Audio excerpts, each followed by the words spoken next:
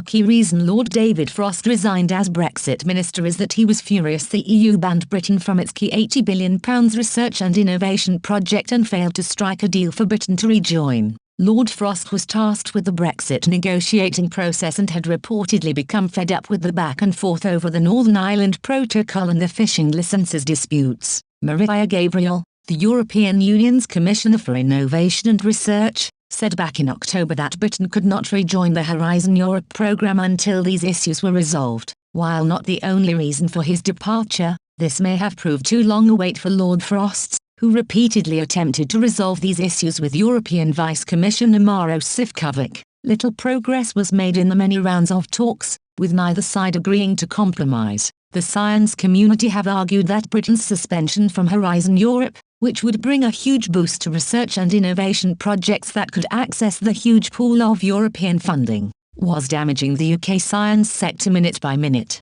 Lord Frost was furious with the EU for mustering up the ban, pointing out that Britain's inclusion in Horizon Europe was part of the Brexit deal and a feature of the EU-UK Trade and Cooperation Agreement, TCA. He told the House of Lords last month, "We agreed we would participate in this in the TCA and we agreed to pay a contribution of £15 billion over 7 years. The TCA is clear, the UK shall participate and the relevant protocol shall be adopted, that is an obligation. If it became clear that the EU will not deliver that obligation, and it has not done so far, we will regard them as in breach of Article 710 of the TCA, but despite this, 1 month later Lord Frost has given up." EU negotiators seem pleased with the former negotiator's departure. One European diplomat reportedly told The Times, "This is a great present, Frosty has melted at last. Is there a Brexit thaw in Downing Street at last? We hope so." Lord Frost has previously been described as an enemy of the bloc.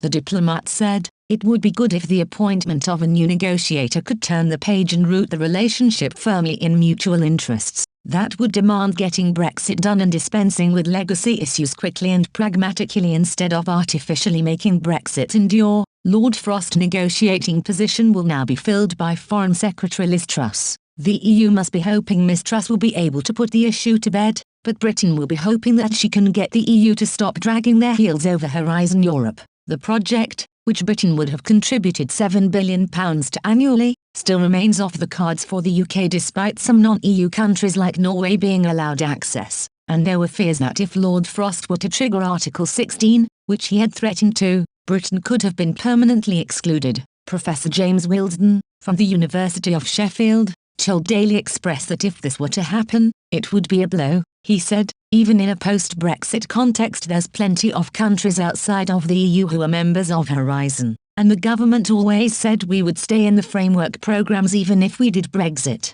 So in a sense, to not be in them is an unnecessary act of self-harm to British science." The EU clearly didn't like Lord Frost's Article 16 threats either, but Ms Truss' job will be to revitalise talks on the Northern Ireland Protocol, which keep the province within the EU's single market on goods and were paused for Christmas after Britain said it would accept interim deals without any major changes. Back in October, the EU offered concessions to reduce customs checks and declarations on goods entering Northern Ireland. If Britain is to rejoin Horizon Europe, Ms Truss will need to make more ground than Lord Frost could manage. The EU-UK relationship had become tense and this is something that Ms Truss will need to rectify. Liberal Democrat Foreign Affairs spokesperson Layla Moran said, "Under David Frost, our relations with Europe were already teetering on the brink of a trade war. Families and small businesses up and down the country will now be seriously worried about what the future holds for our trade with Europe unless Ms Truss manages to resolve the issue. Britain's participation in the project will be at risk and it may have to resort to a Plan B that Science Minister George Freeman claims to have drafted up.